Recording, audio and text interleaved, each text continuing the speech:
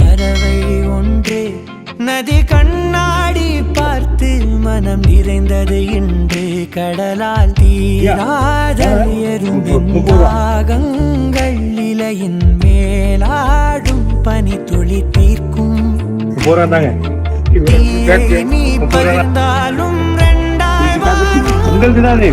இவனும் அந்த தீ போல அந்த ஆகாயம் போதாத பறவை உண்டு நதி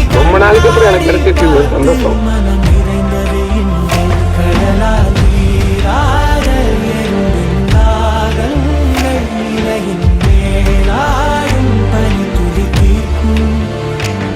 பல நாள் கடவுளை வேண்டி அந்த கடவுள் ஒரு நாள் வரம் கொடுத்தா எப்படி இருக்குமோ அப்படிதான் இந்த பாலான அந்த முதியவருக்கு உதவி செஞ்சிருக்காங்க.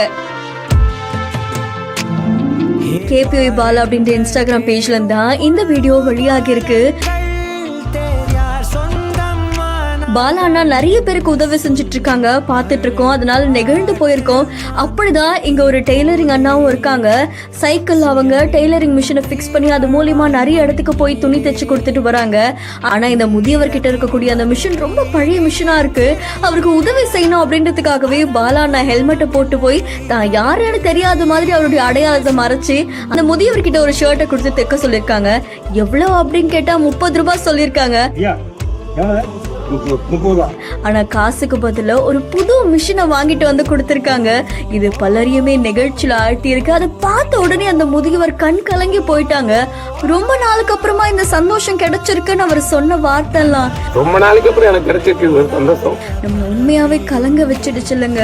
அவருக்குள்ள இருக்கக்கூடிய அந்த சந்தோஷம் வெளியில வரும்போது அது ஆனந்த கண்ணீரா வெளிப்பட்டிருக்கு. அதை பிரிச்சு பார்க்கும்போது கூட பிரிச்சு பார்க்கலாமா அப்படின்னு அனுமதி கேட்கிறாங்க.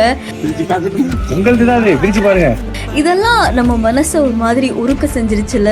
இந்த வீடியோ இப்போ சமூக வலைத்தளங்கள்ல வைரலா பரவிட்டு இருக்கு. உங்களை எந்த அளவுக்கு கவர்ந்திருக்கு அப்படின்றத மறக்காம கமெண்ட் பண்ணுங்க. இன்னும் பல இன்ட்ரெஸ்டிங்கான வீடியோஸ்க்கு பிஹேண்ட் ஃபாலோ பண்ணிக்கோங்க. ரொம்ப நாளைக்கு அப்புறம் எனக்கு கிடைச்சிருக்கு சந்தோஷம்.